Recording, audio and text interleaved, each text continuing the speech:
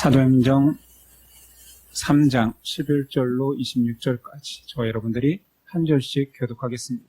3장 11절입니다.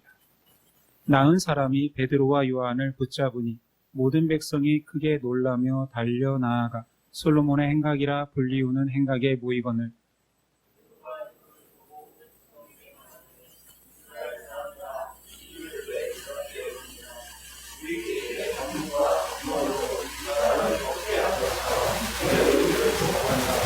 아브람과 이삭과 야곱의 하나님 곧 우리 조상의 하나님이 그의 종 예수를 영화롭게 하셨느니라. 너희가 그를 넘겨주고 빌라도가 놓아주기로 결의한 것을 너희가 그 앞에서 거부하였으니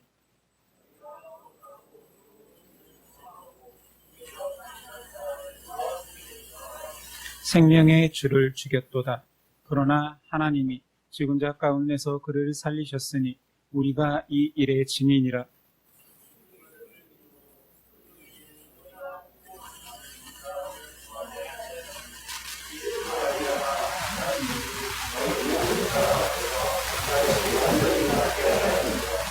형제들아, 너희가 알지 못하여서 그리하였으며 너희 관원들도 그리한 줄 아노라.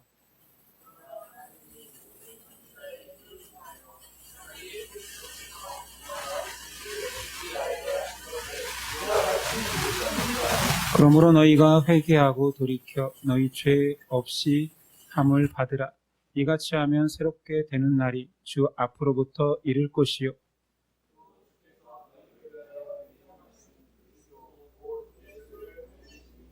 하나님이 영원 전부터 거룩한 선지자들의 입을 통하여 말씀하신 바 만물을 회복하실 때까지는 하늘이 마땅히 그를 받아들이라.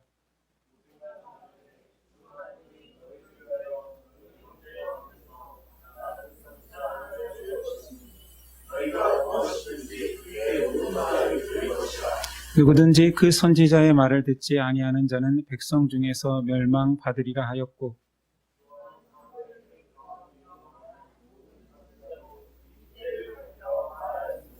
너희는 선지자들의 자손이요 또 하나님이 너희 조상과 더불어 세우신 언약의 자손이라.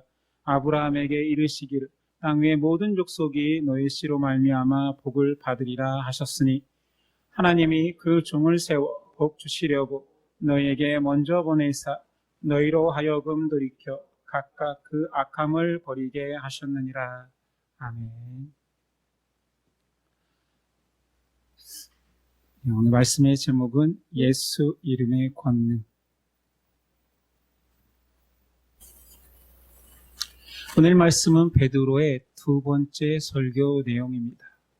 앞서 베드로의 첫 번째 설교는 오순절 성령 임재 때에 사람들이 각각 외국어 방언을 하는 것을 사람들이 놀라워하니 그것을 해석해 주는 내용이었습니다. 사도행전 2장 20절 이하 주의 크고 영화로운 날이 이르기 전에 해가 변하여 어두워지고 달이 변하여 피가 되리라. 누구든지 주의 이름을 부르는 자는 구원을 받으리라 하였느니라. 성령 임재는 마지막 때임을 알려주는 것이었고 그때에 주의 이름을 부르는 자는 구원을 받는다라는 것이 첫 번째 설교 내용이었죠. 오늘은 성전 미문에 평생을 안진뱅이로 살았던 자가 베드로와 요한에 의해서 일어나는 일이 있은 이후에 놀라운 군중이 모여들어 베드로가 또다시 설교로 그 사건을 해석해 주는 내용입니다. 베드로의 두 번째 설교는 먼저 사람들의 오해를 바로잡아 줍니다. 그 오해 첫 번째는 치유는 사람의 능력이 아니다 말하지요. 11절 나은 사람이 베드로와 요한을 붙잡으니. 한번 생각해 봅시다. 그 사람이 그냥 감사해야지 왜 붙잡겠습니까?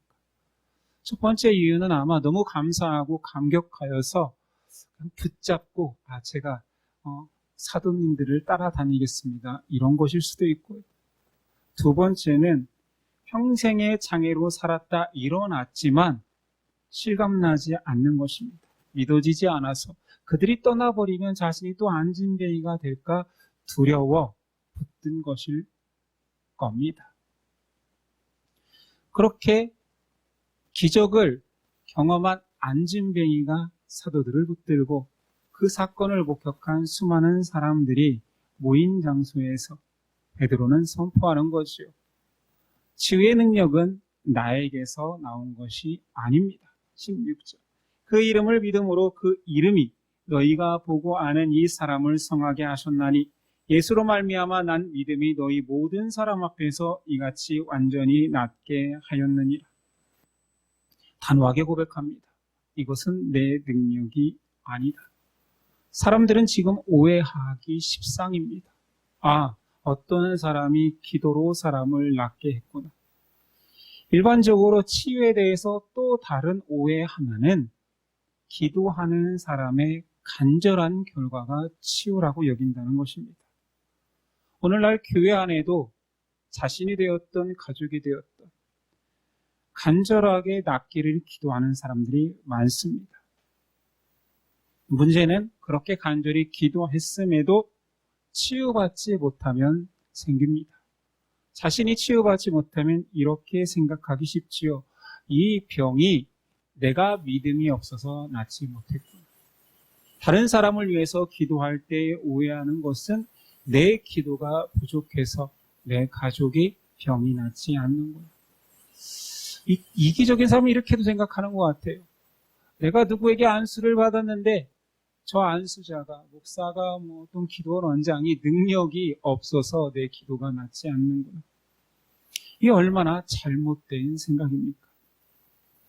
제 신앙 경험을 통해서 좀 나누고자 합니다. 저도 한때 제 질병에 대해서 간절히 길게 오래 기도한 때가 있었습니다. 학생 때입니다. 제가 학생 때에는 한국교회에 이상한 사조가 퍼져 있었습니다. 지금에 와서 생각해 보면 이단으로 정죄받은 김기동의 귀신론이 교회 전반을 상식처럼 덮고 있었거든요. 그 귀신론의 내용은 이렇습니다. 귀가 아프면 귀에 귀신이 붙은 것. 허리가 아프면 허리에 귀신이 붙은 것. 감기가 걸리면 기관지나 이런 곳에 모든 질병이 귀신의 역사다라. 그러니 기도로 이겨내야 된다. 기도하는 자는 병에 걸리지 않는다. 이런 것들이 상식처럼 전해질때였습니다. 저는 학생 때 비염이 굉장히 심했죠. 지금도 제가 좀 콧소리가 나잖아요. 완치된 것은 아닌데 학생 때 비염을 낫게 해달라고 굉장히 오랜 시간 간절히 기도했습니다. 왜냐하면 제 학생 때 부장 선생님이 저한테 대놓고 그랬거든요. 제가 킁킁거리는 모습을 보고 찬양인도 할 때마다 코가 불편해하는 모습을 보고 그 귀신의 역사다 그랬거든요. 얼마나 무섭습니까? 귀신을 제가 달고 다닌다. 그래서 부흥에도 집회도 또는 기도원에도 학생임에도 불구하고 다니면서 안수도 참 많이 받았습니다. 그때 내 믿음이 적어서 잘 고쳐지지 않는다라고 여겼기 때문에 참 간절했습니다. 그러나 저희 부모님이 저를 이비인후과에 데려가서 레이저로 수술을 시켜주셨습니다. 안타깝게도 레이저 수술은 분명히 무고통, 무출혈이라고 써 있었거든요. 근데 출혈이 멈추지 않아서 밤새도록 피를 얼마나 흘렸는지 진짜로 베개 니를 다 적셔서 흘러 넘칠 지경이었어요. 부모님도 놀래고 저도 놀래고 고통스러웠죠. 그러나 몸보다 더 아팠던 것은 제 마음입니다. 하나님이 나를 특별히 사랑하지는 않는구나. 내 질병을 걷어가 주지 않으셔서 이렇게 의술을 빌려 제 질병을 치유받게 하셨구나. 완치되지는 않았습니다. 제 질병이 완치되지 않았을 뿐만 아니라 더 당황스러운 것은 제가 부목사가 되어서 한 권사님이 저에게 특별 신방을 요청했습니다. 제 담당 교인도 아니었고 교적부에도 없는 분이었습니다. 저에게 신방을 요청할 때 허리 수술을 했는데 힘들어하니 같이 가서 예배를 드려줬으면 좋겠다 해서 따라 나섰는데 도착하고 나서야 분위기를 알았는데 저를 어떻게 소개했냐면 영험한 목사가 있다. 안수기도를 한번 받아보는 것이 어떻겠느냐. 이런 상황이었습니다. 가서 형편을 들어보니 허리 수술을 받았는데 통증이 가시지 않는 것입니다. 병원에서 어떤 진단을, 어떤 검사를 해도 그 통증의 원인을 찾을 수가 없었고, 내노라 하는 병원은 다 가봤답니다. 진통제가 없으면 살 수 없고, 생활할 때 움직이려면 강하게 압박붕대로 감고 있었습니다. 너무 다급하니 기도원도 많이 다녔고, 저와 같이 이렇게 초대해서 안수해주는 사람도 많았지만, 고통이 가시지 않았습니다. 그날은 남편이 오늘은 신방 온다고 하니 일찍 퇴근하여서 아내를 부축하면서 예배를 드렸습니다. 제가 준비한 말씀을 다 전한 후에 솔직히 고백했지요. 저는 영험한 목사라는 소리를 들어본 적도 없고 아픈 자를 위해 안수 기도하지 않습니다. 그러나 아픈 자를 위해 저도 기도하니 제가 손을 잡고 기도하겠습니다 하고 간절히 기도하고 돌아왔습니다. 며칠 후 그 권사님, 저를 신방을 요청했던 권사님에게 안부를 물었어요. 그분 좀 어떠냐고. 놀랍게도 고통이 그대로랍니다. 왜 웃으십니까? 좀 실패에 대해서 얘기하는 거 감 못 잡으셨어요? 하지만 그 아프신 그분이 이런 고백을 했습니다. 그 목사님은 뭔가 다른 것 같다. 기도하는데 마음이 뜨겁고 몸이 뜨거워서 놀랐다. 그래서 제가 생각하기에 내 손이 좀 뜨겁지. 저는 제 질병도 간절히 기도했지만 못 고친 사람입니다. 부목사로 사역자로 살아가면서 누군가를 위해서 안수기도 하고 또는 간절히 기도해서 나으면 얼마나 멋집니까? 꼭 그것이 필요한 것이 아니지만 그것이 있으면 사역하는 데 얼마나 도움이 되겠습니까? 간절히 기도했음에도 통증을 사라지게 못했습니다. 치유는 하나님의 방식으로, 하나님의 때에, 하나님의 목적에 따라 이루어집니다. 여러분 오해하지 마십시오. 하나님은 자기 백성이 안 아프기를 원하는 분이 아닙니다. 성경 많은 부분 고난을 하나님이 주신다 말합니다. 자기 자녀가 아프지 않기를 원하는 분이 아니라 사람들이 자신에게 돌아오기를 원하시는 분입니다. 오늘 베드로의 설교를 보면 베드로는 참 좋은 사도요, 좋은 설교자라는 것을 보여줍니다. 자신이 주목받고 있고 자신에게 몰린 모든 시선을 오해를 풀어주죠. 내 능력이 아니라 그리스도의 이름이 했다. 추앙받을 수 있는 자리에서 진리를 바로 잡아줍니다. 베드로는 치유의 이적으로 모든 사람들의 시선이 자신에게 향할 때 그 시선을 예수님께로 돌립니다. 베드로의 치유 이적 앞에 많은 사람들은 그 신령한 일에 놀라고 몰려들었지만 베드로는 그 모아진 시선을 가지고 설교하기 시작합니다. 이 순간을 참 잘 이용하는 것이 설교의 기회로 삼았습니다. 그리고 베드로가 전한 메시지는 아주 단순하고 강력합니다. 모든 인간을 회복시키는 분은 예수 그리스도다. 내가 한 게 아니다. 그러면서 예수님에게 관심을 갖는 사람들에게 진지하게 예수님을 소개하기 시작합니다. 첫 번째 예수님을 소개하기를 심판자와 구원자로 오신 예수님입니다. 유대인에게 말하는 거지요. 너희가 무지했기 때문에 유대인이 예수 그리스도를 죽였다. 굉장히 과격한 사건으로 시작하죠. 우리가 무지해서 그분을 죽였다. 왜 무지를 강조할까요? 몰랐잖아. 그래서 우리는 용서받을 수 있다. 정상 참작이 가능하다. 그러나 그 죽음조차도 하나님께서 선지자를 통하여서 미리 예견되었던 일이다. 그분이 부활하셨고 그분은 살아나셨고 멸망에서 사망에서 다시 생명으로 일어나신 그분께서 자신을 죽인 이스라엘 모든 사람들을 용서하신다. 이게 메시지의 핵심입니다. 많은 사람들은 안진뱅이가 일어난 치유의 사건에 집중할 때에 그 모든 시선을 모아 하나님은 사람을 회복시키신다. 관계를 회복시키신다. 죄인을 용서하신다를 전하고 있습니다.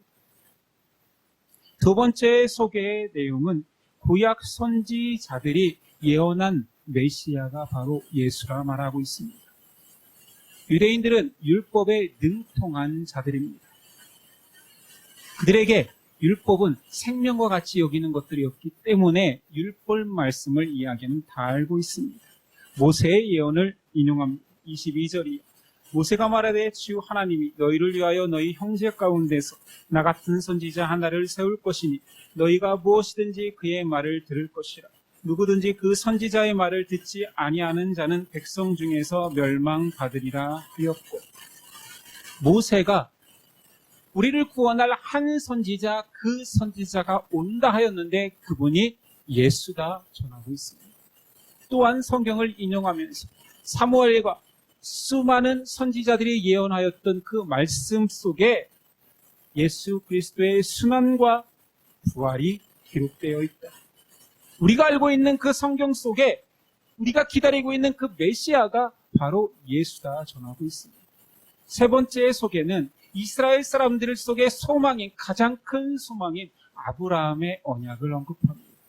하나님은 아브라함을 불러 자신의 백성 삼으셨고 너의 백성이 모든 족속 위에 뛰어난 백성이 될 것이며 네 후손, 네 씨로 말미암아 온 백성이 구원받을 것이라 약속했습니다. 그 아브라함의 씨가 예수 그리스도가 말합니다. 베드로가 전한 설교는 참 파격적인 논리 전개를 펼치는 것입니다. 한번 다시 추스려 봅시다. 베드로와 요한이 한 안진뱅이를 일으킵니다. 사람들은 그 능력이 사람에게서 나왔고 베드로와 요한을 신성시합니다. 그런데 설교하기를 내가 한 것이 아니다. 누가 했느냐? 우리가 십자가에 죽인 그러나 부활하신 예수 그리스도가 그의 이름의 권능이 이 일을 행했다 말합니다. 너희는 예수를 죽였지만 그는 부활하였고 우리를 용서했다. 그렇게 결정짓는 것이지. 결론적으로 사람은 노력하여서 구원받는 것이 아니다. 의인이 구원받는 것이 아니다. 안진뱅이처럼 자격 없는 죄인이 회개하여 하나님의 백성이 될 수 있다. 그것을 가능케 하는 것은 예수 그리스도의 이름으로 의롭다함을 입어 구원을 받는다. 이것이 예수 이름의 권능이다 말합니다. 그래서 모든 사람은 예수 이름으로 회개해야 됩니다. 회개는 여러 번 강조했다시피 마음의 애통이나 후회가 아닙니다. 자신의 잘못을 반성하는 것도 아닙니다. 정확한 의미의 회개는 돌아온다라는 뜻이죠. 예수 그리스도를 주라 모시고 내 생명의 주관자임을 인정하고 주께로 돌아오는 것이 회개입니다. 예수를 죽음으로 몰아붙인 유대인조차 회개하면 하나님의 백성이 될 수 있다.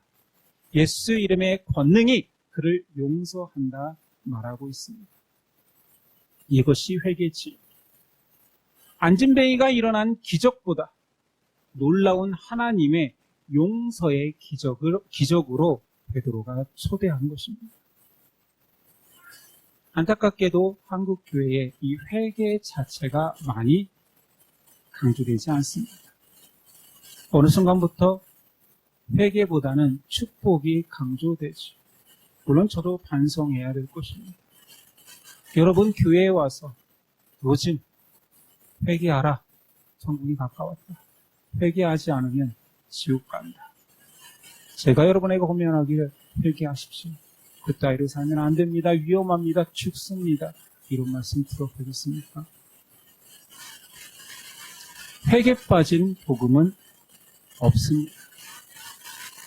가짜 기독교는 인생의 방향을 그리스도께로 전향하지 않고도 축복받는 길이 있다고 말합니다. 누군가 당신에게 당신은 회개하였습니까? 라고 묻는다면 두 가지 의미겠죠. 하나는 큰 의미로서 당신의 인생을 그리스도께로 돌렸습니까? 전향되었습니까? 라고 묻는 것일 수도 있고, 또 다른 의미는 그리스도인으로 살아가면서 세상 가치와 욕심에 그리스도로 향한 시선이 왜곡되어졌을 때 다시 그리스도께로 시선이 돌렸습니까? 돌려야 되지 않겠습니까? 의미일 것입니다. 제 고백을 또다시 한번 해본다면, 지난주 저는 개인적으로 좀 고난주간 같았습니다. 주초에는 극심한 고통에 시달렸고, 주일에는 극심한 소음에 시달립니다. 고통이 심해서 진통제가 잘 듣지 않아 체한 기운도 있는 것 같아서 비 오는 날 우산을 들고 여러분이 잘 알고 있는 병무관까지만 좀 산책을 해보자. 책기라도 가시면 두통이 가실까 해서 출발을 했습니다. 병무관에 도착했는데 두통이 가시지 않아 몸을 좀 더 혹사해볼까 해서 산을 향해 오르기 시작했습니다. 몸이 지치고 헐떡이다 보니 두통이 좀 사라진 것도 같아요. 온 김에 그러면 꼭대기까지 한번 가볼까 해서 올랐는데 지친 몸을 가지고 정상에 올라 앉아있는데 두통이 더 극심해지기 시작했습니다. 산책하기 위해서 나왔기 때문에 한 손에는 핸드폰, 한 손에는 우산, 신발은 운동화였기 때문에 자꾸 미끄러웠고 개념 없이 산을 오르는데 발목 양말을 신어서 올라와 보니 발등이 까져 있었습니다.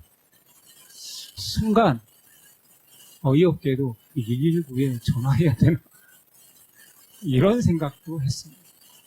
지난 밤부터 아무것도 먹지 않고 정오쯤에 거기에 올랐으니 내려갈 길이 막막했습니다. 어떻게 내려온지 기억나지 않습니다. 돌아와서 그냥 쓰러져 잡고 다행히도 두통은 됐습니다. 이틀 후에 무엇을 잘못 먹었는지 복통이 시작되었고 위가 뒤틀리고 약을 먹어도 해결되지 않았습니다. 그날 저녁에 새벽 5시까지 화장실을 들락날락하며 새벽잠을 이루지 못하다가 잠깐 잠이 들었는데 아침에 일어나서 충격을 받았습니다. 정말 처음입니다. 이불을 빨아야 했습니다. 제가 이 이야기를 왜 나누느냐? 한 주간이 저에게는 굉장히 힘든 시간이었지. 아픈 머리를 붙들고 간절히 기도했었죠. 아픈 배를 부여잡고 수없이 기도했습니다. 그러나 모두 예상했듯이 그 순간에 그 고통들은 사라지지 않았습니다. 안진뱅이도 일으키시는 예수 이름의 권능이 나에게는 복통도 두통도 해결해주지 않았습니다. 그러나 지금 이 시간 설교 중에 이야기를 나눌 수 있는 것은 그 기간이 저를 조금 겸손하게 만들었습니다. 몸에서 독소가 빠진 느낌입니다. 산을 오르며 산을 내려오며 주님께 계속 기도했거든요. 처음에야 단순히 두통을 빠지게 해달라고 기도했지만 나중에는 진지한 주님과의 교제의 시간이었습니다. 배를 부여잡고 밤새 잠 못 이루는 새벽 시간이 주님과의 교제의 시간이었습니다. 이렇게 연약한 나를 좀 더 불쌍히 여겨달라고, 좀 붙들어달라고, 나를 좀 더 관심 가져주면 안 되냐고 하나님께 매달리는 시간이었습니다. 사람은 아파야 간절해집니다. 목사인 저조차 그런데 여러분은 어떠십니까? 고난이 축복일 때가 있습니다. 우리는 여전히 못난 죄인이기 때문이죠. 우리에게 허락하신 그 고난이 육체적 고난일 수도 있고 돈이 없는 경제적 고난일 수도 있고 사람과의 관계에서 힘든 사회적 고난일 수도 있습니다. 그러나 그 모든 고난 속에도 예수 믿는 자, 하나님의 백성은 하나님을 찾습니다. 그래서 축복이 되는 거지요. 예수 이름의 권능은 회개의 권능입니다. 돌아오는 권능이지요. 우리가 아프지 않으면 하나님 찾는 사람입니까? 우리가 내가 원하는 대로 인생이 다 풀리면 여러분이 여기 있을까요? 16절. 그 이름을 믿음으로 그 이름이 너희가 보고 아는 이 사람을 성하게 하셨나니 예수로 말미암아 난 믿음이 너희 모든 사람 앞에서 이같이 완전히 낫게 하였느니라. 예수 이름은 안진뱅이를 일으킬 뿐만 아니라 하나님을 찾는 자를 새 사람으로 변화시킵니다. 예수 이름은 무너진 사람을 일으키며 영원한 소망을 갖게 합니다. 예수 이름은 자신을 죽일 원수까지도 용서하고 구원의 백성을 삼아 주십니다. 오늘 말씀 속에서 이스라엘 사람들은 예수 그리스도의 원수입니다. 그럼에도 그 이름의 권능 앞에 나올 때 아브라함이 약속했던 언약 백성이 되었습니다. 우리 예수님께 나아갑시다. 아파도 나아가고 기뻐도 나아가고 옆에서 안진뱅이가 일어나는 놀라운 사건 앞에 나하고는 상관없는 일이 아니라 나도 아프면 나도 병들면 나아갈 분이 있구나. 나를 긍휼히 여겨주실 분이 있구나. 원수 같은 나이지만 용서하시는 분 앞에 나오십시오. 우리의 반복되는 죄악과 못난 습관들을 가지고도 예수님을 붙드십시오. 베드로와 요한은 한 안진뱅이를 일으키고 예수를 전한 것 같지만 동일하게 우리에게도 메시지를 전하고 있습니다. 우리 인생의 안진뱅이와 같이 내가 극복하지 못하는 일, 나는 이런 것까지는 변화될 수 없을 거야. 내가 과연 이런 것까지 하나님 앞에 아뢰을 수 있을까? 그 모든 주저앉은 것들을 가지고 하나님께 나아갑시다. 그리스도의 이름은 우리를 돌아오게 합니다. 여러분의 이번 주의 삶 속에서도 주께 돌아오는 경험을 많이 하는, 저도 또한 그런 우리 되었으면 좋겠습니다. 기도하겠습니다. 주님 감사합니다. 안진뱅이의 사건이 우리 일이었습니다. 아무 공로 없는 그를 일으켜 세우시고 언약 백성의 자녀로 삼아주신 일, 아무 공로 없는 우리를 죄를 사하여 주시고 용서하여 주시고 하나님의 자녀 삼아주신 일, 동일하신 사건이 우리 가운데도 이루어졌습니다. 감사합니다.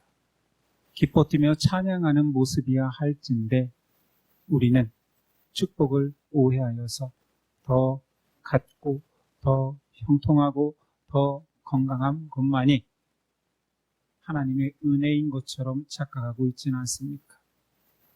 우리를 너무 오해하고 있습니다. 우리를 너무 괜찮은 사람으로 우리를 생각하고 있습니다.